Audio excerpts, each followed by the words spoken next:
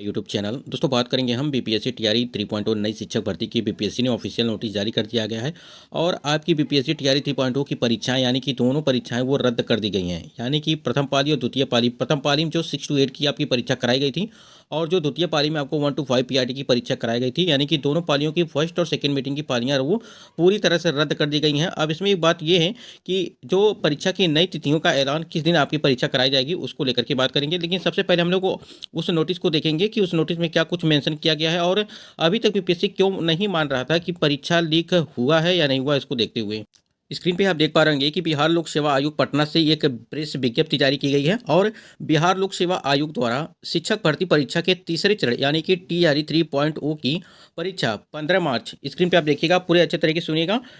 परीक्षा 15 मार्च 2024 को 2 पालियों में आयोजित की गई थी। आर्थिक अपराध इकाई यानी कि आप लोगों ने कई बार नाम सुना होगा ईओयू, जो पूरी तरह से टीम है और यहाँ पे आर्थिक अपराध इकाई की और बिहार पटना द्वारा प्रतिवेदित किया गया है कि उक्त परीक्षा के प्रश्न पत्र परीक्षा के पूर्व ही संगठित गिरोह के पास पहुंच गए थे। आप लोग को पता होगा कि 300 से अधिक अभ्यर्थी हजारीबाग में पकड़े गए थे एक होटल में। इस संबंध में आर्थिक अपराध इकाई बिहार पटना द्वारा विभिन्न धाराओं के तहत कांड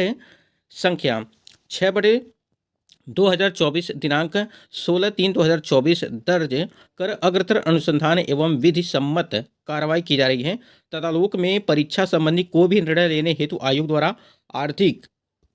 आर्थिक अपराध इकाई से पत्र या देखिए पत्र के माध्यम से मानक साक्ष्य की मांग की गई थी। साथ ही प्रतिनियुक्त नोडल पदाधिकारी के माध्यम से प्राथमिकी में उल्लिखित कुछ बिंदुओं में परीक्षा की गई है कि जिसके प्रत्युत्तर में ईओयू यानी कि आर्थिक अपराध द्वारा पत्राचार के माध्यम से सूचना दिया गया कि अनुसंधान के क्रम में किसी भी प्रकार की सूचना एवं मुहरबंद यानी कि इलेक्ट्रॉनिक डिवाइस किसी कार्यालय इकाई के साथ जो है नियमानुसार साझा नहीं किया जा सकता है। आर्थिक अपराध इकाई बिहार पटना द्वारा दर्ज किए गए प्राथमिकी में परीक्षा पूर्व ही प्रश्न पत्र लीक होने का उल्लेख किया है। ये बात जो है आर्थिक अपराध इकाई यानी कि ईओ द्वारा जो है पूरी तरह से पहली साक्ष्य दे दिया गया था कि पूरी तरह से जो है परीक्षा शुरू होने के पहले पेपर जो है लीक हो गया था, लेकिन बीपीएससी उसको जो है मानने के लिए तैयार नहीं था। उसके बाद यहाँ देखिए, आर्थिक अपराध इकाई बिहार पटना दर्ज किए गए प्राथमिक में पूर्व ही प्रश्न पत्र जो है लीक होने का उल्लेख किया गया और वर्णित स्थिति में सम्यक विचार उपरांत अभ्यर्थियों के व्यापक हित को देखते हुए कदाचार मुक्त एवं पारदर्शिता के साथ परीक्षाओं को आयोजित करने की जो है आयोग की प्रतिबद्धता को ध्यान में रखते हुए दिनांक 15/3/2024 को आयोजित विज्ञापन संख्या 22/2024 के तहत विद्यालय अध्यापक प्रतियोगिता परीक्षा यानी कि टीआरई 3.0 के दोनों पालियों की परीक्षाओं को जो है रद्द किया जाता है और टीआरई 3.0 की परीक्षाओं को पुनः आयोजित करने की तिथि बाद में जो यहाँ पे घोषित की जाएगी। अब यहाँ पे एक चीज़ और सवाल निकलता है कि जो आपकी यहाँ पे 9वीं और 10वीं और 11वीं और 12वीं की जो परीक्षा तिथियाँ हैं वो 5 अप्रैल आपकी बताई गई थी। आप लोग को एक वो दिखा देते हैं। स्क्रीन पे आप देख पा रहे होंगे कि 5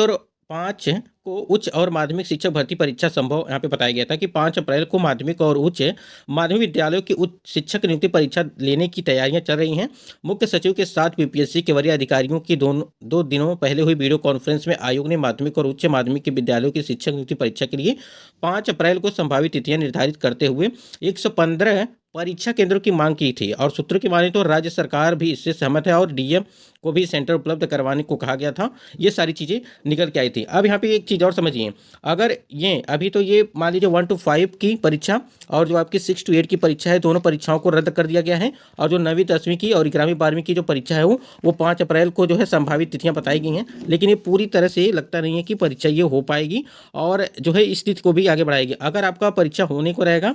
तो